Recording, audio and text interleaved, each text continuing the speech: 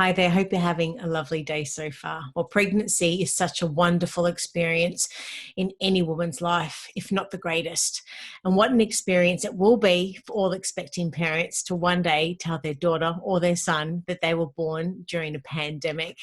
Well, for all mums to be, their birthing experience right now is very different in the COVID-19 world. And the COVID-19 era has brought some new concerns to the pending arrival of a newborn that no doubt brings a lot of anxiety.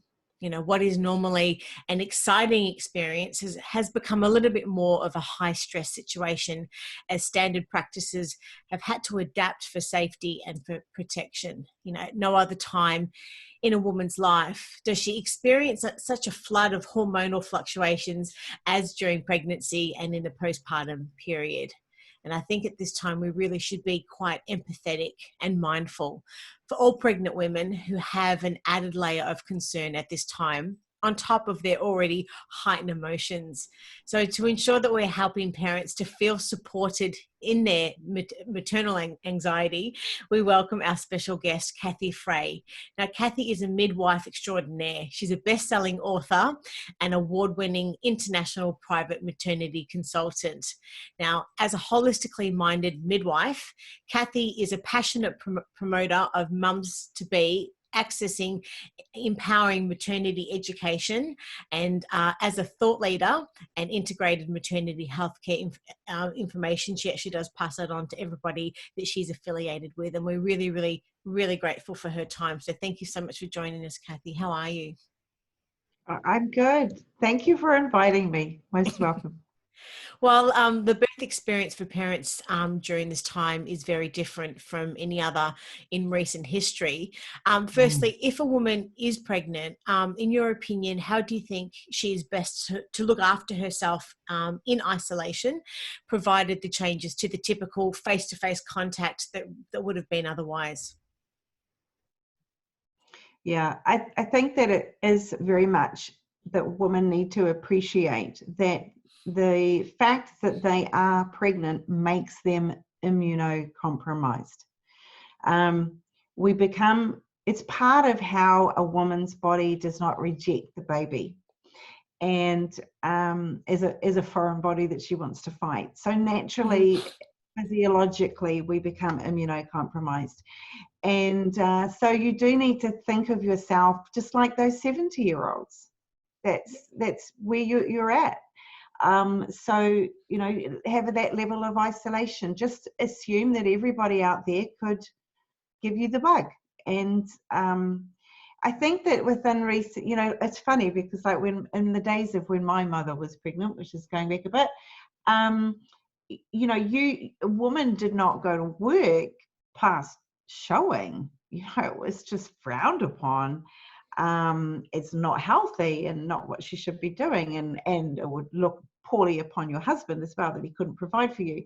But we certainly have swung the pendulum way too far the other way, in my opinion, as a midwife, where we've got women assuming that working full-time at 37 weeks and going to the gym and everything is absolutely fine, and it's not fine. So in a way, all this forced isolation and working from home, you know, us midwives are kind of going, yay! You know, we're probably going to have less women getting gestational diabetes, less uterine growth restriction on babies growing poorly, less women getting preeclamptic toxemia, maybe because all these women are actually having to chill out and they're not in the morning traffic and all of that busyness. But I guess the general rule is just think of yourself as a 70-year-old as far as your immune system is concerned, that you are compromised.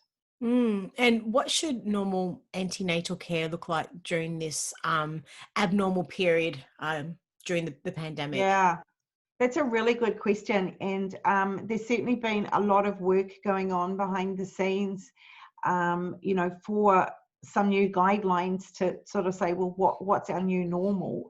Because obviously there's physical assessments that need to occur as part of healthy, good antenatal care. And but at the same time, there's a lot of chatty conversation that goes on, which is also very important. But does that have to be done in person? So that's really where that differential is occurring now, is that it is sort of strongly suggested that a lot of that antenatal conversation, or basically nearly all of it, takes place, you know, online as Zoom meetings and that sort of thing between the midwife and the mother, or the obstetrician and the mother to be. And but there are certainly some times where some face-to-face are needed. So I thought this would be a good idea that we do go over what would be a reasonable amount of face-to-face, you know, so the women don't feel like they're not getting enough attention or they're getting too much attention, right? Yep.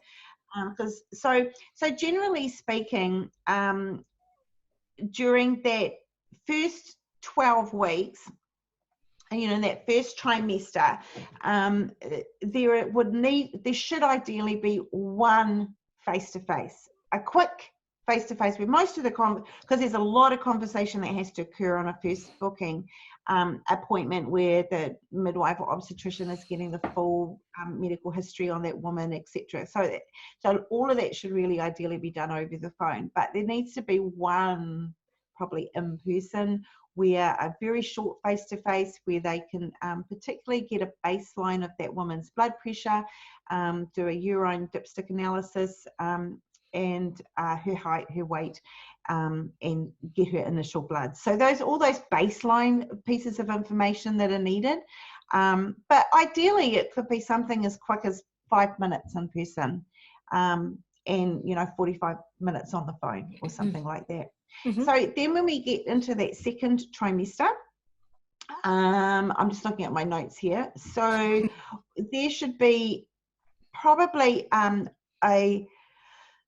usually you would have an ultrasound scan, an anatomy scan, somewhere between that sort of 18 to 20 weeks. And so that's really sort of the only thing that needs to happen at the beginning. You could probably do another sort of video face-to-face phone type checkup at around sort of 12 to 16 weeks, then another one around sort of 16 to 20 weeks. It's kind of like once a month sort of thing. At somewhere around 20 to 24 weeks, I think it would be time to do another face-to-face. So that would be the second face-to-face appointment. And again, blood pressure check particularly being done, listening into the fetal heartbeat, urine analysis, etc. So then sort of say a few weeks after that, somewhere between 24, 26 weeks, to another phone call. And then approximately 28 weeks, so at the beginning of the third trimester, you'd have, say, your third face-to-face at around 28 weeks, and do that, again, blood pressure, fetal heartbeat check. And that's particularly when the midwife will be starting to feel the size of the womb.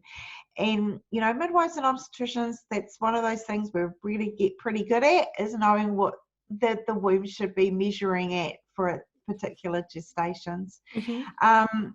So then sort of another few weeks later, 30, 32 weeks, another phone call, maybe 32, 34 weeks, a fourth face-to-face. That's also again, to have another little feel of that belly and make sure that the growth is going well.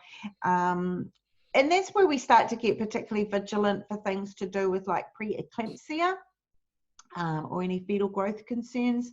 So another set of bloods would get done at that time.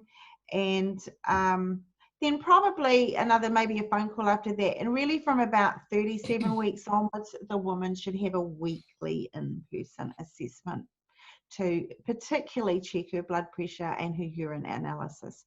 But again, they can be very quick, and the rest of it can be done on the phone. Although those are the guidelines around healthy, normal women with healthy, normal babies on board. So obviously, if that woman has any pre-existing medical conditions that need to be taken into account, or her pregnancy has developed any conditions, then that changes the picture and she may need to be seen more often. So if we sort of sum it up and say once before 12 weeks, once after the 20-week anatomy scan, once at the beginning of the third trimester at about 28 weeks, once again sort of 4 weeks later at about 34 weeks, and then from 37 weeks onwards weekly. Wonderful advice. Thank you, Kathy, for that. And How are you seeing birth plans change and adapt to the COVID-19 restrictions at the moment? Yeah, so those women who were already planning a home birth or a birth centre birth, their plans haven't really particularly changed so much. It's certainly the women who were planning to be delivered at hospital, that's where the change is. Because most of if you are a woman who has some risk factors to your pregnancy, so you're not really a home birth or birth centre births are not recommended for you because of your complications in your pregnancy or with your baby. So, the option's kind of taken away from you in a way. But the biggest challenge is for those women who do not need to be at a hospital. They have a healthy, normal pregnancy with a healthy, normal baby and no risk factors for anything. But in their mindset, they assume that the hospital would be the safest place to be, which statistically it's not, interestingly enough, for healthy, normal women having spontaneous natural labour. But there is a perception that it's the safest place to be.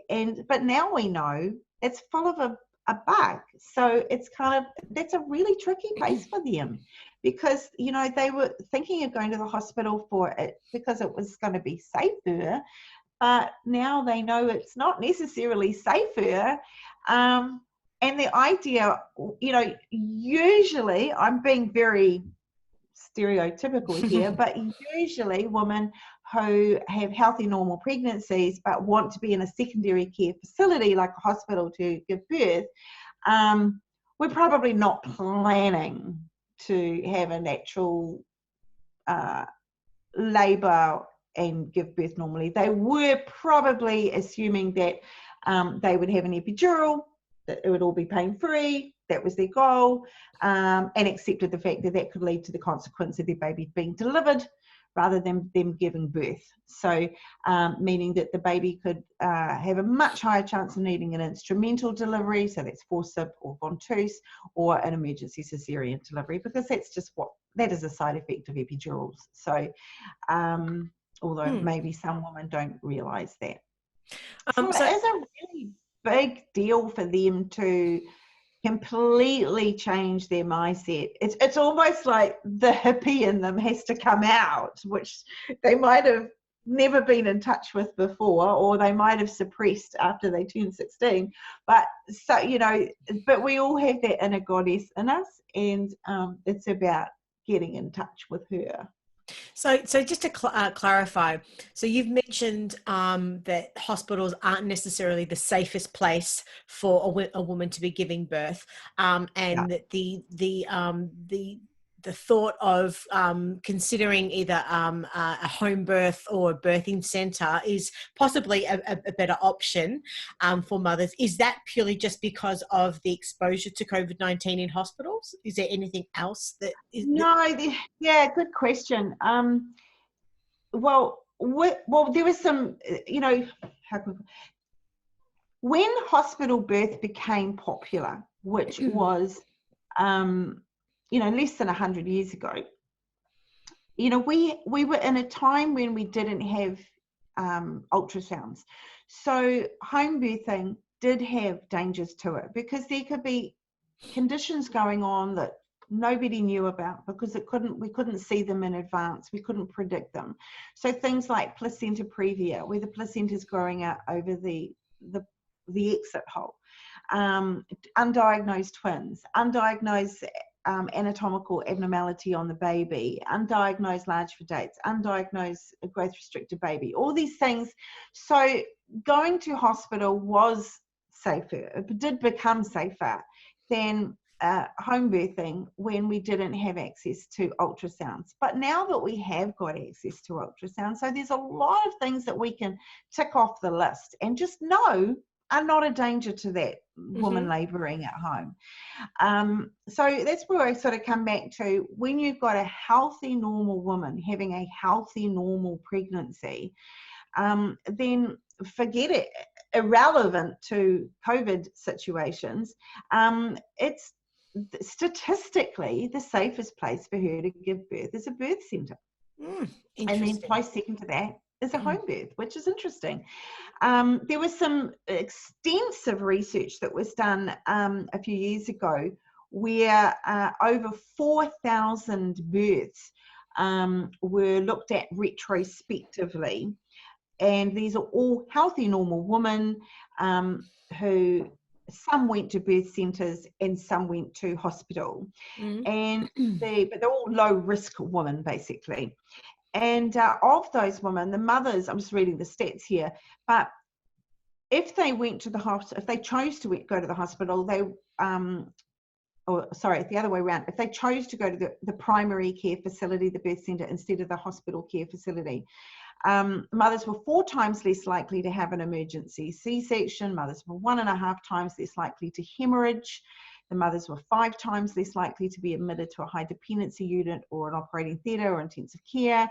The babies were 3 times less likely to have low APGAR scores. The babies were half as likely to need admission to neonatal units. And the main reason that all of that came about was simply really because these healthy normal women having healthy normal pregnancies and healthy normal labours were not able to opt for an epidural. So what the consequence of that is, because when you put an epidural on, you take a labour from low risk to high risk. But if you don't put the epidural on that normal woman, then wow, amazing, she just gives birth normally. Whereas if you put the epidural on that normal woman and you take her from low risk to high risk, the outcome is that we have more fetal distress, we have more failure to progress in first stage and not dilatate properly, we have more obstructed labours where the baby won't descend properly, and there's all these other things that happen that end up as instrumental emergency deliveries and surgical emergency deliveries. So, but it's very difficult when you're in a hospital setting sometimes to kind of have access to the same things that you can have access to at a birth centre to enable you to manage the pain of that labour without needing an epidural. And often those women, if they are thinking automatically, oh, I'm going to go straight for the epidural, well, they haven't necessarily investigated a lot of their other options. You know, so have they hired themselves a TENS machine? Have they did they get their aromatherapy? Did they get their homeopathic drops? Did they do it? Well, no, they probably haven't. So if you don't, whereas the birth centre minded women have probably usually done all that stuff, and that gets them through, you know. I'd love to know. I'm not anti-epidural, but I am anti-woman not understanding the consequence of that decision. Because often women do later say, oh, I so wish I didn't have the epidural, because from that moment onwards, my labour went to custard and it ended up as an emergency, blah, blah, blah. Yeah. And I understand the ability to have a doula has altered during this time as well. And doulas cannot be in the delivery room if a woman's partner is there because of the visitation policies limiting to one person. Which makes it very difficult for the doulas to do and fulfill part of their job. I'd love to know, what are your thoughts on this? Yeah, that is really a shame. Different countries have different prevalence of doulas, which is an interesting thing. So the more medicalised the country, the more popular doulas can be in a way, and the countries that are less medicalised with their obstetric care have less doulas. So because doulas have sort of almost been a way to kind of protect the woman from the cascade of intervention. But I do honestly, but I, you know, personally, I have, you know, I've hundreds and hundreds of births that I've attended over the years, and I've only had doulas at a few because I happen to have a clientele that are already in that mindset that they're doing things naturally and normally, and we get their partner educated up on it enough that they're confident to do those roles. You know, so I feel for the doulas, because I mean, we've basically just strangled them out of their jobs at the moment, and what they do is really important. But but there absolutely is the way to be able to have a partner, have enough education with a holistically minded midwife in there guiding them a bit, that they can still have beautiful, empowering, lovely births without having a doula there. Yeah. So, and in fact, sometimes I have seen doulas take over, which is actually almost a downside, because it depends on the doula's personality, but sometimes you get it where it should be the partner giving her that massage in her sacrum, you know, like he should be in there being doing that, but actually he's sitting back on his phone answering a text because the doula's doing it. Yes. Yeah. So it's kind of cool to get the guys. I mean, not all partners are guys, but it's quite cool to get. Especially the guys tend to be more nervous about this stuff, and they can actually do amazingly well. We Yes. just have to teach them And a little bit. in the last few months, pregnant women have had to avoid interactions with their family and friends, and this, no doubt, emotionally has been really tough on them, as they've had to, self-isolate themselves away from loved ones, in order to stay safe. And I guess in what's already an emotionally heightened time, what's your advice for mums to still share the experience with loved ones? I think that while you're pregnant, it's probably pretty easy to do, to be honest, and just get on the old Facebook or Zooms or whatever. And I'm at the other end of the spectrum where we've got 3 grown-up kids and none of them are under our roof, and we're in lockdown. I'm like, oh my God, I all wish you were 10 years younger and you had to be under my roof. So it kind of goes at the other end of the spectrum. But where the bigger concern is definitely going to be is the postnatal time. Yes. Abso-frigging-lutely. That is a big concern. And I think that it would be very sensible for women to make a decision that there is one person that is going to be there, that is going to be in their bubble, and it's going to be part of their assistance afterwards.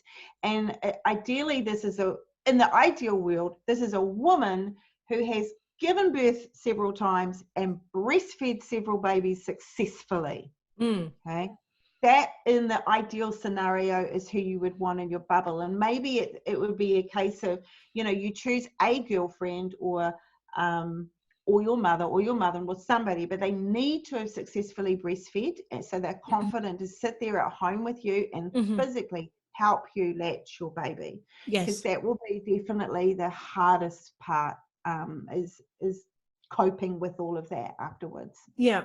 And current research suggests that COVID-19 does not pass through the amniotic fluid, but once a baby is born, they are at risk of catching the disease. So hospitals have introduced some new procedures to make sure the newborn and the mother are safe. Can you just share to some of them that you're aware of at the moment? I mean, basically, it just comes down to all the same procedures that they sort of, are doing with everybody else in the hospital, with the PPE gear, etc. And certainly, trying to have women in single rooms where they can, keeping the baby with the mother as much as possible. Just really pretty sensible stuff. If you have an option to have a postnatal stay in a birth centre rather than a hospital, then I think that would be strongly preferable at the moment. And having a baby in a hospital, as you mentioned before, is quite commonly perceived as being the safest place to do so. However, more women than ever before are considering home birthing to avoid the hospital. So the question is, who is home birth suitable for? Great question. And it really does come down to that woman being regarded as having a healthy, normal pregnancy, and the baby being healthy and normal. So that means that, at the scan at 20 weeks, anatomically, the baby was normal. The growth is normal. The woman is going into labor after term, so after 37 weeks. She's got no gestational diabetes. She's got no preeclamptic toxemia. She doesn't have pre-existing medical conditions of concern. yeah, so those are sort of the main. We don't have an exceptionally large for dates baby. We don't have an exceptionally small for dates baby. And we are talking of over the 90th centile or below the 10th centile. So just because you have a scan and somebody says, oh, your baby's a good size, trying to be reassuring, and actually your baby's on the 70th centile, don't suddenly think, oh, your baby's a good size means you've got this ginormous macrosomic large for dates baby. No, we're talking about babies who are diagnosed as large for dates or diagnosed as small for dates. So yeah, just everything's normal. As long as everything's normal and you are, say, within a 40-minute drive of a secondary care facility, or I have certainly done births that have been further away than that, but yeah, I mean that's the main thing, and it's to be don't be stupid. You know, if you know you've got a baby who's in a breech position, yeah, or you know your baby's very small, or you know you're only 36 weeks, not 30, you're fully term. You know, don't do the silly things. If you've got you just want to know your healthy, normal situation. And I've read that a lot of elective induction or elective cesarean sections are procedures that have been cancelled as a result of COVID-19. What's your experience with this? I kind of have to say hallelujah, to be honest. They say that around the world that elective cesareans are the commonest unnecessary surgery that is done on the planet. And it is not minor surgery. It is major abdominal surgery every time.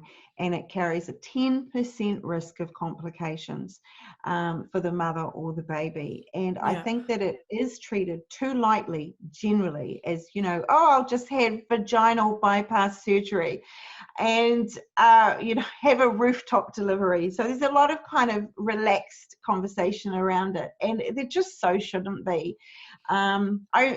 A little while ago, my husband had some back surgery, and when we were in the sort of pre-op discussions, the specialist made a comment that there's a 1% chance of a complication, and so he was kind of going over there, and I just looked at him, I said, 1%? I said, oh, that's fine. Like, I said, I'm used to dealing with women who are having C-sections who have a 10%. You know, that's high, and babies that have not had any labor as part of getting ready to be born have a much higher chance of respiratory distress afterwards. There are very important chemical reactions that hormonally that occur within their body during the labor that gets them ready for breathing, you know, extrauterine. So there are certainly elective Caesars that should be done because maybe that woman has placenta previa, but in general terms, if it's elective surgery just for vaginal bypass because the woman doesn't want to, it's what are we doing? Like I can tell you that in the country where I trained in New Zealand, that's not even possible. Yes, yeah. And then I guess the idea of taking a newborn home can be overwhelming for some parents. No doubt there are many parents worried about the guidelines for separation at the moment, and others are just naturally scared of contracting the virus. So what should be normal postnatal care like? What should it be like during the pandemic? Yeah, that's a good question. It would be, actually, I have for postnatal, I can tell you some other sort of notes on that, because again, there's some new guidelines sort of coming out. So generally speaking, on the first 3 days, so sort of day 1, day 2, day 3, there should be some level of face-to-face, particularly for assisting the woman with getting the breastfeeding going well, and also having her blood pressure checked, because after we have a baby, there's always a period of risk that our blood pressure can go up. We can actually get preeclampsia after having a baby. So that's important. And then let's say probably by day 4, a phone call would be fine. and maybe another face-to-face visit somewhere around day 5, 6, or 7. It would be good for that baby to have a 1-week check, or around about that. We particularly want to know what their weight loss is, and making sure that that baby is putting on, is gained back any weight that Yes. it's Yep. in the first few days. Then I'd say probably, and ideally the woman would have some kind of in-home visit within 24 hours, ideally, but it depends where people live, and there's different sort of levels of maternity post-care that's provided or not provided. A phone call sort of day 8 to 9, maybe another face-to-face visit when the baby's a couple of weeks old, just, weigh the baby. Another option is if the woman has digital scales at home, and she can actually weigh the baby herself. So basically she stands on the scales and weighs herself. Somebody hands her the baby and she weighs herself with the baby, and now we know what that baby weighs. But you do need accurate digital scales to do that. And on the 3rd week, maybe another sort of phone call follow-up, and then one more face-to-face at sort of a month old or so, to make sure that baby's put on a good kilo in that first month or thereabouts. Wonderful. Look, overall, do you really think that parents should be concerned or nervous during this time, during the pandemic? I think that they should be nervous about the amount that they're interacting unnecessarily with the world while they're still pregnant. And I think that they should be concerned about how much their baby is unnecessarily interacting with the world. And so if they keep themselves in a tight bubble while they're pregnant, and keep their baby in a tight bubble after it's born. I mean, even before all this COVID stuff, I would always tell women, 40 days, 40 nights, don't take your baby anywhere until they are at least over 5 kilos and at least over 5 weeks. They should stay home. And now I'd extend it to 100 days. And birth in a birth center, if you have a healthy, normal situation, or home birth, look at that as a serious option, but do be aware that you have to get really good antenatal education to do that. Don't just think that you can roll up to the hospital like you can roll up to a birth center without preparing yourself for that. Yes. And seek out one person that knows about breastfeeding to be that one person come and visit you afterwards, and make sure that they are as safe as they can be against COVID as well. Yeah. And what other options personally do you have that you could offer to mums to be at the moment? Yeah, so we're going about over time, but that's all right. Good topics.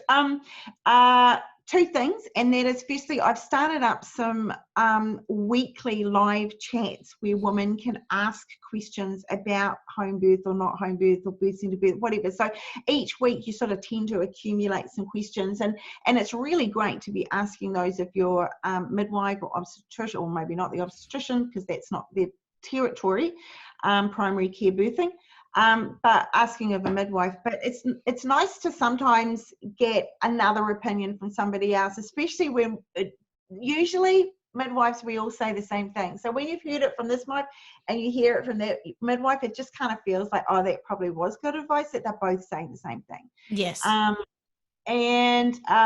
there's that. And then the other thing that I've done is I have a 90-minute video all around that teaches natural labor and normal birth, and usually people purchase it for $1.99, but during the course of the pandemic I've decided that Motherwise, my company, we're just making it free. Okay, it's free to anybody in the world. They just go to the website, put in their details, and they instantly get the link for it, and it's just one way we can give back, I guess. Yep. So we'll have both of those links in the introduction paragraph for sure, where they can have easy access. Kathy, you've just been an absolute wealth of knowledge today, and I'm so grateful for your time and all of the information and support that you've imparted for mums and mums to be out there, and dads to be as well. If families and mums want to be able to reach you and or have any additional questions, whereabouts can they find you?